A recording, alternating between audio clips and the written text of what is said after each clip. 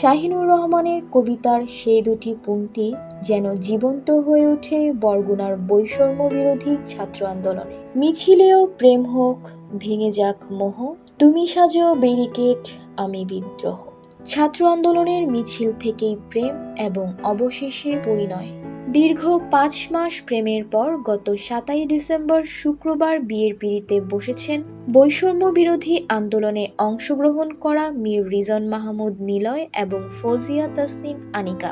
২০২৪ সালের জুলাই মাস সারা বাংলাদেশের মতো উত্তাল হয়েছিল বরগুনা শহরও। সব ছাত্ররা তখন রাজপথে, আর তাদের যারা নেতৃত্বে ছিলেন তাদের মধ্যে নিলয় ছিলেন অন্যতম একজন সমন্বয়কারী। অন্যদিকে বরিশাল ব্রজমোহন কলেজের ছাত্রী আনিকা। আন্দোলনের সেই সময় তিনি বরিশাল থেকে নিজ এলাকায় চলে আসে এবং আন্দোলনে অংশগ্রহণ করে। সেখানেই আনিকা এবং নিলয়ের প্রথম দেখা। এরপর ধীরে ধীরে তৈরি হয় দুজন দুজনের প্রতি ভালো লাগা। কিন্তু দেশের এমতাবস্থায় তাদের ভালো লাগার কথা চাপা পড়ে যায়, কারণ দেশই তখন সবার আগে।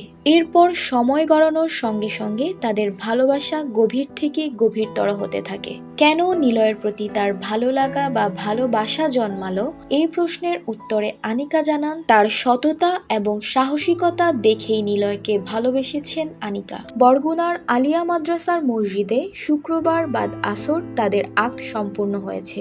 দুই পরিবারের সম্মতিতেই তাদের বিয়ে সম্পূর্ণ হয়।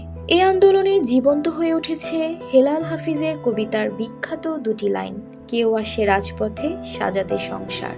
বৈষম্য বিরোধী সংগ্রামের মধ্যে তাদের এই সম্পর্কটি নতুন এক দৃষ্টিভঙ্গির তৈরি করে, যেখানে প্রেম ও আন্দোলন একে অপরকে শক্তি যোগায়। শুধু নতুন বাংলাদেশ নয়, বৈষম্য বিরোধী ছাত্র আন্দোলনে সফল হয় নিলয় ও আনিকার প্রেমও।